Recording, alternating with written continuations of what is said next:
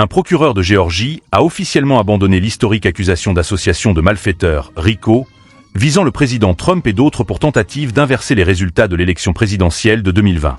Un nouveau dépôt de la part du procureur, qui a été nommé pour examiner l'enquête du comté de Fulton concernant Donald Trump et d'autres, a déposé une requête auprès du tribunal indiquant qu'ils n'iront pas plus loin dans cette affaire. Ils abandonnent les charges. Eh bien, il a déposé ce qu'on appelle un non-lieu, ce qui signifie qu'en théorie, si le délai de prescription n'est pas échu, l'affaire pourrait être rouverte. Mais il a joint à sa requête une déclaration d'environ 20 pages expliquant son raisonnement pour lequel il ne pensait pas qu'il devait poursuivre cette affaire. Vous vous souviendrez que cette affaire a commencé avec l'appel de Donald Trump au secrétaire d'État de Géorgie, Brad Raffensperger, l'exhortant à trouver les votes, puis la procureure de district Fannie Willis avait lancé cette enquête historique et déposé ses accusations d'association de malfaiteurs contre Donald Trump.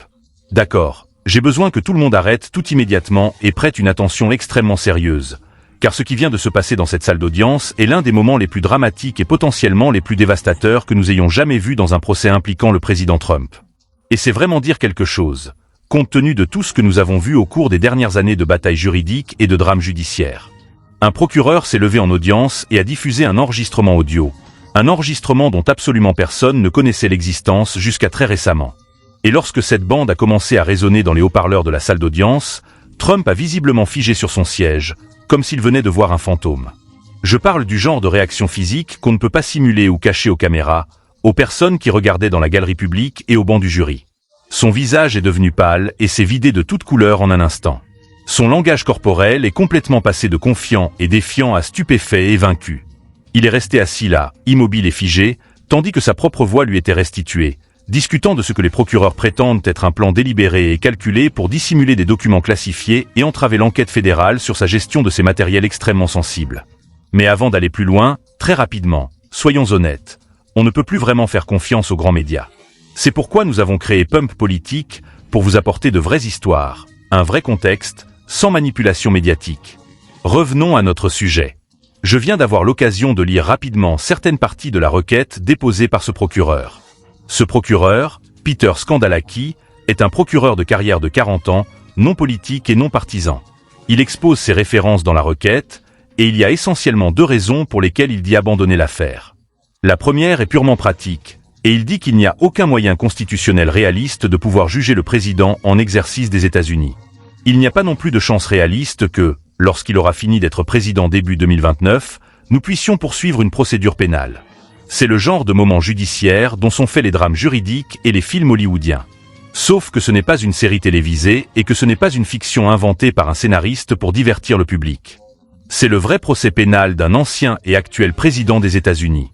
Et la preuve qui vient de tomber dans cette salle d'audience pourrait changer fondamentalement tout le déroulement de cette affaire, et en fin de compte, son issue lorsque le jury se retirera pour délibérer sur le verdict. L'enregistrement aurait été découvert par un détective privé travaillant pour l'équipe de l'accusation. Et selon plusieurs sources bien informées, il a été divulgué soit par un témoin collaborateur qui a décidé de retourner sa veste et d'aider le gouvernement à constituer son dossier, soit peut-être même par un avocat de l'équipe de défense de Trump lui-même, qui a pris la décision extraordinaire et sans précédent de coopérer avec les procureurs plutôt que de continuer à défendre une personne qu'il pensait coupable de crimes fédéraux graves. Réfléchissez-y un instant et laissez cela bien pénétrer, car c'est absolument énorme. Quelqu'un dans l'entourage proche de Trump, quelqu'un qui avait un accès direct à des conversations et des enregistrements privés qui n'étaient jamais censés voir le jour ou être entendus par quiconque en dehors de ce cercle restreint de loyalistes, a pris la décision qu'il ne pouvait plus se taire sur ce qu'il savait et avait vu, et a remis une preuve qui pourrait potentiellement envoyer Trump derrière les barreaux pendant des années. C'est un niveau de trahison que Trump a toujours craint et a toujours tenté de prévenir en s'entourant de personnes dont il croyait qu'elles resteraient loyales quoi qu'il arrive. Mais quelqu'un a rompu les rangs. Quelqu'un a décidé que sa conscience, son exposition juridique ou son sens du devoir envers le pays était plus important que de protéger Donald Trump des conséquences de ses propres actes et de ses propres paroles. La bande elle-même capturait Trump discutant en détail explicite d'une stratégie juridique, ou plutôt de ce qui équivaut à une stratégie totalement illégale, pour gérer et cacher des preuves aux enquêteurs qui examinaient activement sa possession de documents classifiés après qu'il a quitté la Maison-Blanche à la fin de son premier mandat. Des experts juridiques qui ont entendu des descriptions du contenu de l'enregistrement et qui en ont analysé les implications disent qu'il s'agit d'un cas d'école d'entrave à la justice dans sa forme la plus claire et la plus indéniable. Ce n'est pas une conversation ambiguë qui pourrait être interprétée de différentes manières selon vos convictions politiques ou vos sentiments personnels envers Trump. Il s'agirait, selon les allégations, de Trump enregistré parlant de sa propre voie de la dissimulation de preuves dans une enquête fédérale, ce qui est exactement le type de comportement qui envoie les gens en prison, peu importe qui ils sont, la position qu'ils occupent ou ont occupée au gouvernement. Et la réaction dans cette salle d'audience lorsque la bande a joué vous dit absolument tout ce que vous devez savoir sur la gravité de cette preuve et sur le sérieux avec lequel tous les présents ont pris ce qu'ils entendaient. Les jurés, les 12 personnes qui vont réellement décider du sort de Trump dans cette affaire et déterminer s'il sort libre ou va en prison, ont montré des signes visibles de choc et d'une attention intense et concentrée pendant la diffusion de l'enregistrement pour que tout le monde l'entende. Ce sont des gens qui ont suivi des semaines et des semaines de témoignages, de preuves et d'arguments juridiques des deux côtés.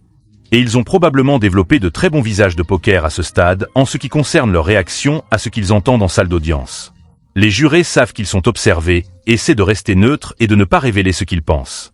Mais cet enregistrement a brisé cette réserve professionnelle d'une manière visible pour tous les observateurs. Des observateurs dans la salle d'audience ont rapporté que les jurés se penchaient en avant sur leur siège, s'efforçant d'entendre chaque mot. Certains auraient eu la bouche ouverte, incrédules devant ce qu'ils entendaient sortir des haut-parleurs. Tous fixaient l'enceinte avec une concentration laser et intense, tandis que la voix même de Trump remplissait la pièce, décrivant ce qui ressemblait fortement à une conspiration criminelle pour entraver la justice et cacher des preuves aux enquêteurs fédéraux. Et Trump lui-même, le prévenu dont la liberté et l'avenir sont en jeu dans ce procès, est resté assis là, figé sur sa chaise à la table de la défense, complètement incapable de bouger, de réagir ou de faire quoi que ce soit alors qu'il réalisait en temps réel que ses propres paroles enregistrées. Des paroles qu'il pensait probablement ne jamais être entendues par quiconque en dehors de son cercle le plus proche et le plus fidèle de conseillers et d'avocats, étaient utilisées contre lui en audience publique devant le jury qui décidera en fin de compte s'il passe des années de sa vie derrière les barreaux d'une prison fédérale. Ces avocats ont clairement compris immédiatement à quel point ce moment était dévastateur et pouvait potentiellement sceller le sort de l'affaire, car ils se sont levés presque avant même que l'enregistrement ne termine de jouer et ont demandé d'urgence une suspension d'audience d'urgence au juge. C'est le comportement d'une équipe de défense en mode crise. C'est un groupe d'avocats qui savent qu'ils viennent de recevoir un coup massif pour lequel ils n'étaient pas préparés et qui ont désespérément besoin de temps pour déterminer comment répondre et s'il existe un moyen possible de minimiser les dégâts catastrophiques. Lorsque vos avocats demandent des pauses d'urgence au milieu de la présentation des preuves par l'accusation, vous savez que quelque chose de très grave s'est produit pour votre défense et vos chances d'acquittement. D'accord, examinons en détail ce que nous savons de cet enregistrement et de ce moment extraordinaire en salle d'audience, car les spécificités comptent vraiment pour comprendre à quel point la situation est devenue grave pour Trump et son équipe de défense dans la suite de ce procès. Premièrement, parlons de la provenance de cet enregistrement et de comment il s'est retrouvé entre les mains des procureurs, car c'est en fait une partie fascinante et cruciale de l'histoire qui en dit long sur la façon dont les affaires de ce type se déroulent dans les coulisses, là où le public ne voit généralement pas ce qui se passe avant que des preuves n'apparaissent de façon dramatique en audience publique. Selon de multiples rapports de sources bien informées sur l'enquête, l'enregistrement audio a été découvert par un détective privé qui travaillait spécifiquement pour l'équipe de l'accusation pour trouver des preuves qui n'auraient pas pu émerger par les canaux d'enquête normaux et les procédures standards des forces de l'ordre. Les détectives privés jouent un rôle très important et souvent sous-estimé dans les affaires criminelles majeures comme celle-ci, car ils peuvent parfois accéder à des informations, des sources et des pistes auxquelles les enquêteurs fédéraux pourraient ne pas penser ou qu'ils n'auraient pas le temps et les ressources de poursuivre compte tenu de toutes les autres demandes sur leur attention. Ils travaillent en périphérie des affaires, cherchant ce que d'autres pourraient avoir manqué. Et parfois, ils trouvent de l'or en barre, comme cet enregistrement semble l'être. Mais trouver l'enregistrement n'est qu'une partie de l'histoire, et honnêtement, pas même la plus dramatique. L'enregistrement serait parvenu à l'accusation parce que quelqu'un a consciemment décidé de coopérer avec le gouvernement et de leur fournir cette pièce à conviction dévastatrice, sachant parfaitement ce que cela signifierait pour Trump et sa défense. Et c'est là que l'histoire devient vraiment intéressante et vraiment inquiétante si vous êtes Trump ou toute personne de son entourage impliquée dans ces questions. Selon des sources bien informées, l'enregistrement a été divulgué soit par un témoin collaborateur qui était dans l'entourage proche de Trump depuis des années et qui a finalement décidé de retourner sa veste et d'aider les procureurs à constituer leur dossier contre lui. Soit, et ce scénario serait encore plus dramatique et sans précédent, par un avocat de l'équipe de défense de Trump lui-même, qui a pris la décision extraordinaire de coopérer avec l'accusation plutôt que de continuer à défendre un client dont il était arrivé à penser qu'il était coupable de crimes fédéraux graves et qu'il ne pouvait, en bonne conscience, l'aider à échapper à sa responsabilité. L'un ou l'autre scénario représente une trahison massive et dévastatrice du point de vue de Trump et de celui de ses partisans restants. L'un ou l'autre scénario signifie que quelqu'un en qui il avait profondément confiance, quelqu'un qui avait accès à ses conversations les plus privées et sensibles et à ses secrets les plus jalousement gardés, a décidé qu'il ne pouvait plus se taire sur ce qu'il savait, avait vu et entendu. S'il s'agissait d'un témoin collaborateur de son entourage proche, alors Trump doit se demander en ce moment, avec une paranoïa croissante, Qui d'autre pourrait parler au procureur dans son dos et ce qu'ils auraient pu remettre ou pourraient être sur le point de remettre en échange de clémence ou d'immunité. S'il s'agissait de l'un de ses propres avocats, alors les implications sont encore plus stupéfiantes et effrayantes pour Trump, car le secret professionnel entre avocat et client est censé être l'une des protections les plus sacrées de notre système juridique. Le fait qu'un avocat brise ce secret et remette un enregistrement de conversation privée avec son client suggère qu'il croit avoir eu une obligation déontologique, voire légale, de le faire. Peut-être parce qu'il a conclu que le secret ne s'appliquait pas aux communications concernant des actes criminels en cours ou futurs, ce qui est une exception qui existe dans la loi. Il existe ce qu'on appelle l'exception crime-fraude au secret professionnel de l'avocat, qui permet ou même oblige les avocats à divulguer des communications si ces communications ont été faites pour faciliter un crime ou une fraude. Si Trump utilisait ces conversations avec ses avocats pour planifier une entrave à la justice, alors ces conversations pourraient ne pas être protégées du tout, et tout avocat qui y a participé pourrait se sentir légalement obligé de se manifester. Nous ne savons pas encore avec certitude quel scénario est correct. Témoin collaborateur interne ou avocat de la défense retournée, mais l'un ou l'autre représente une fissure majeure et potentiellement fatale dans le mur de loyauté et de secret sur lequel Trump s'est toujours appuyé tout au long de sa carrière pour se protéger des conséquences juridiques de ses actes. Maintenant, parlons de ce qui se trouve réellement sur la bande elle-même, car c'est finalement ce qui compte le plus pour le procès et pour le sort de Trump lorsque cette affaire sera soumise au jury pour délibération.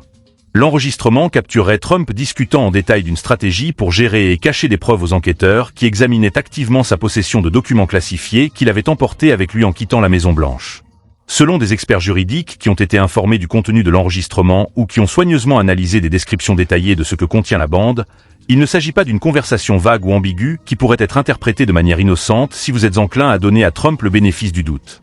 Il s'agirait, selon les allégations, de Trump enregistré, parlant explicitement de dissimuler des matériels aux enquêteurs fédéraux, ce qui est littéralement la définition juridique de l'entrave à la justice selon les lois pénales fédérales.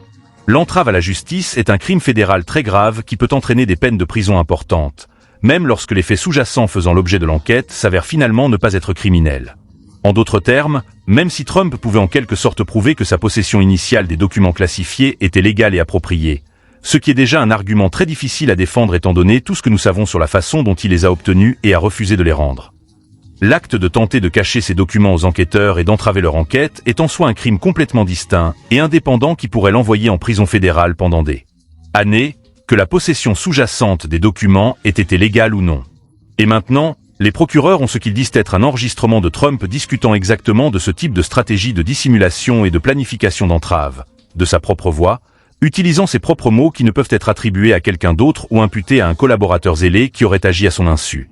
Des experts juridiques et d'anciens procureurs utilisent des expressions comme « cas d'école d'entrave »,« preuve incontestable » et « preuve irréfutable »,« smoking gun », lorsqu'ils parlent de cet enregistrement, car c'est exactement le genre de preuve directe et non ambiguë dont rêvent les procureurs et qui donne des cauchemars aux prévenus lorsqu'elle est utilisée contre eux. La plupart des affaires d'entrave à la justice doivent être construites sur des preuves circonstancielles et des déductions raisonnables tirées de comportements et de témoignages de témoins dont la crédibilité et les motivations peuvent être attaquées et sapées par des avocats de la défense habiles. Mais lorsque vous avez le prévenu lui-même sur bande discutant de l'entrave dans ses propres mots, l'affaire devient exponentiellement plus solide pour l'accusation et exponentiellement plus difficile à surmonter pour la défense, peu importe le talent des avocats. La réaction dans la salle d'audience lorsque cet enregistrement a été joué vous dit tout ce que vous devez savoir sur la puissance de cette preuve et sur son effet dévastateur pour la défense de Trump à l'avenir. Les jurés, qui ont suivi des semaines de témoignages, d'exposés et d'arguments juridiques et qui sont probablement devenus assez doués pour garder des expressions faciales neutres, ont soudainement montré des signes visibles et indéniables de choc et d'attention intense qu'ils n'ont pas pu cacher ou réprimer. Des observateurs dans la salle d'audience ont rapporté que plusieurs jurés se penchaient en avant sur leur siège, physiquement attirés par les haut-parleurs qui diffusaient la voix de Trump, comme s'ils ne pouvaient pas croire ce qu'ils entendaient. Certains auraient eu la bouche ouverte, incrédules et stupéfaits des paroles sortant de ces enceintes. Les 12 étaient concentrés avec une intensité laser sur chaque mot pendant la diffusion de l'enregistrement, capturant ce qui ressemblait à un ancien président des États-Unis planifiant une entrave criminelle à la justice. Et puis il y avait Trump lui-même, assis à la table de la défense, à quelques mètres seulement du banc du jury, tandis que sa propre voix emplissait la salle d'audience et résonnait contre les murs. Des observateurs l'ont décrit comme complètement figé sur place, ne remuant pas un muscle, ne réagissant pas visiblement, ne chuchotant pas à ses avocats, ne faisant rien d'autre que rester assis là, immobile, avec une expression pâle et vidée sur le visage, absorbant l'horrible réalité que ses propres paroles enregistrées étaient utilisées contre lui devant les 12 personnes qui voteront pour savoir s'il ira en prison. D'accord, Décomposons cela en points clés que vous devez absolument comprendre sur ce qui s'est passé dans cette salle d'audience et pourquoi cet enregistrement pourrait être un tournant complet pour toute cette affaire et pour l'avenir juridique et politique de Trump de manière plus large. Point numéro 1.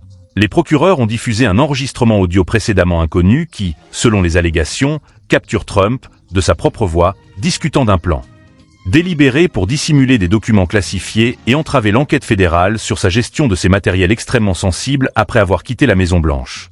Il ne s'agit pas d'un témoignage indirect d'un témoin qui pourrait avoir ses propres motivations, des problèmes de crédibilité ou des rancunes personnelles contre Trump. Ce n'est pas un document qui pourrait avoir été falsifié ou fabriqué par ses ennemis.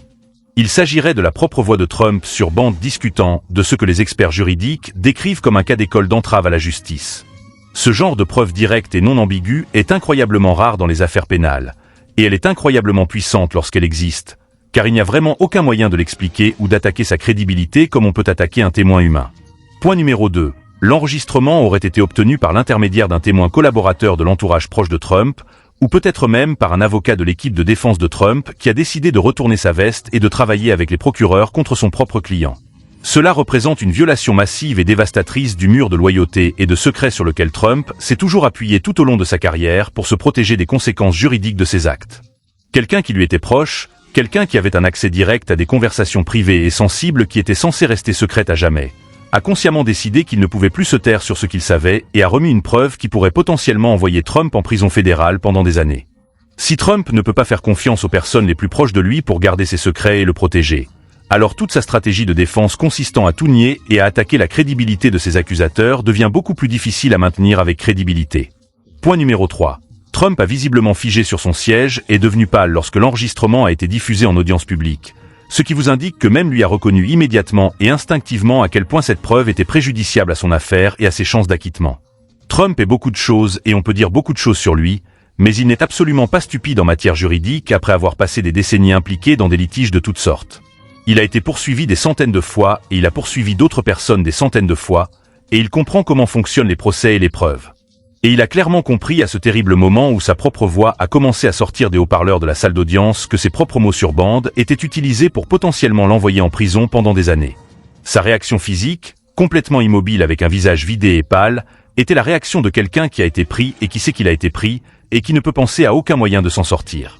On ne peut pas simuler ce genre de réponse viscérale, et on ne peut pas la détourner après coup, peu importe la qualité de votre équipe de communication.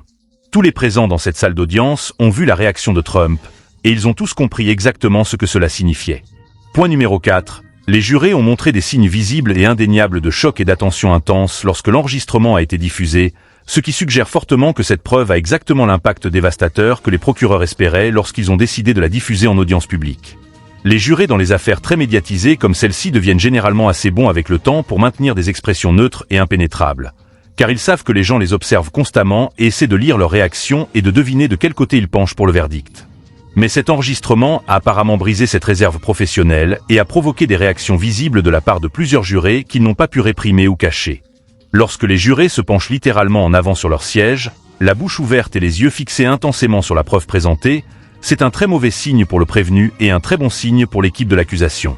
Point numéro 5. Les avocats de Trump ont immédiatement demandé une suspension d'audience d'urgence au juge, ce qui est un comportement classique en mode crise qui vous indique très clairement que l'équipe de défense a été complètement prise au dépourvu par cette preuve et n'a pas de réponse immédiate sur la façon de la traiter. Lorsque vos avocats demandent des pauses d'urgence au milieu de la présentation de l'affaire par l'accusation contre vous, cela signifie que quelque chose s'est passé de manière catastrophique et qu'ils ont désespérément besoin de temps pour déterminer comment réagir et s'il existe un moyen possible de minimiser les dégâts déjà causés. Le fait que l'équipe de défense ne connaissait apparemment pas l'existence de cet enregistrement ou ne savait pas qu'il serait diffusé pendant le procès suggère soit une défaillance majeure dans la procédure de découverte des preuves, soit une révélation de preuves de dernière minute qui a pris absolument tout le monde au dépourvu. Alors, où cela laisse-t-il Trump ? Et que se passe-t-il ensuite dans ce procès qui a soudainement pris un tour si dramatique et potentiellement dévastateur pour le prévenu ? Eh bien, la défense doit trouver un moyen d'aborder cet enregistrement.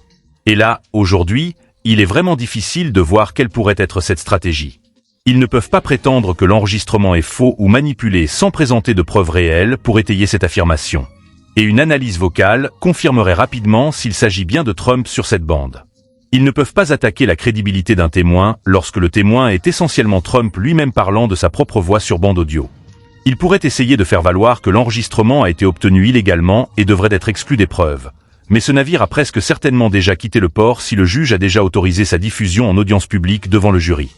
Il pourrait essayer d'argumenter que les paroles de Trump sur la bande ne signifient pas réellement ce qu'elles semblent signifier et qu'il parlait de façon hypothétique, qu'il plaisantait ou qu'il était sorti de son contexte, mais cela va être une vente incroyablement difficile lorsque le jury a entendu ce qu'il a entendu de ses propres oreilles et a vu Trump figé, visiblement sous le choc, lorsqu'il a entendu aussi. La réalité est que cet enregistrement a peut-être fondamentalement changé la trajectoire de tout ce procès d'une manière qui ne peut tout simplement pas être annulée. Peu importe le talent des avocats de Trump, les jurés se souviennent des moments fracassants comme celui-ci. Ils se souviennent d'avoir vu des prévenus figés sous le choc visible et devenir pâles. Ils se souviennent d'avoir entendu des prévenus s'incriminer eux-mêmes dans leurs propres mots et leur propre voix.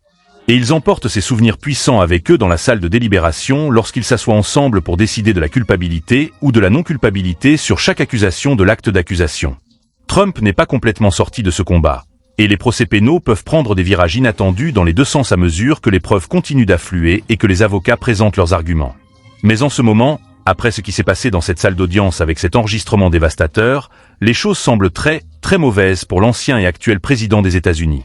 Continuez à suivre cette histoire de très près, car nous assistons à l'histoire en train de se dérouler en temps réel. Et les prochains jours et semaines pourraient déterminer si, pour la première fois dans l'histoire américaine, un président ira en prison.